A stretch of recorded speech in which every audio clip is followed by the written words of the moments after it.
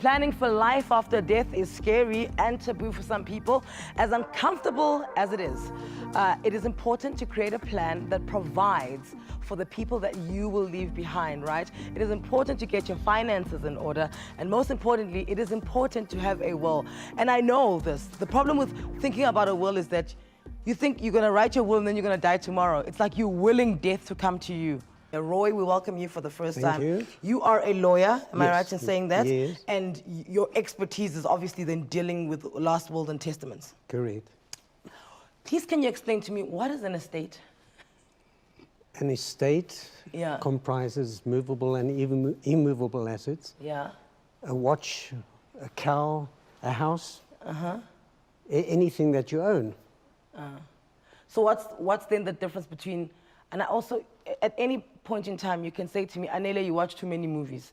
Because you must remember, all the expertise I have about wills comes from movies. So what's the difference between a last will and a living will? A last will is a document you write to give your assets, Yeah. bequeath your estate to your heirs, to anyone you nominate. It doesn't have to be your children. You can exclude. You have freedom of testation. A living will is to give a direction to your doctor to say, I don't want to be on these systems, switch off the plug and allow me to die. So that is a will that you are aware that you're going to die. So basically, this is your last say before you check out. You don't know you're going to die. Some people are proactive about it. Yeah. Some people, it's an admission of mortality to execute a will, so they avoid it at all costs. But sensible people, especially because of the impermanence of life, Yeah. have a will, Yeah. because otherwise winding up the estate without a will is fraught with difficulties. And sensible people, especially living in a big city where you can be run over by the proverbial bus, Yeah. and you're maimed or you're incapacitated permanently, you want to give a direction. So you appoint somebody, typically a wife or a family member, or both, and you say to them, I indemnify the doctor.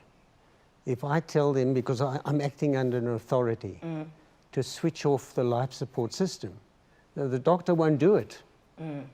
Because their Hippocratic obligation Yes. is to sustain life. And we're saying there's no, it's not worth living anymore. Yeah. Let's switch off that plug. So could I have more than one executor? You can have as many as you like. Really? Yeah, typically a dad has 4 kids. He can Yeah. nominate them all. It causes confusion because if they don't have the skills, then they'll approach someone who does have those skills, whether it's a lawyer, accountant, or trust company. But yes, you can have as many as you like. I was reading up on wills, and one of the phrases that you know that kind of spoke to me was, in life, and it's the good times, you might not write a will because you believe that your children get along, right, Roy? You're like, oh, they get along. When I die, they'll sort themselves out. What's the danger in doing that? Well, children, when it comes to money, will never get along. They'll always be fighting, especially if one gets more than the other. Yeah. So, but you can be unhappy with a child, and you can punish him or her by not leaving anything. When you've got huge estates, it's going to be a challenge. They're going to say, I was of unsound mind. How could I leave me out of the will when there are billions involved? Yeah.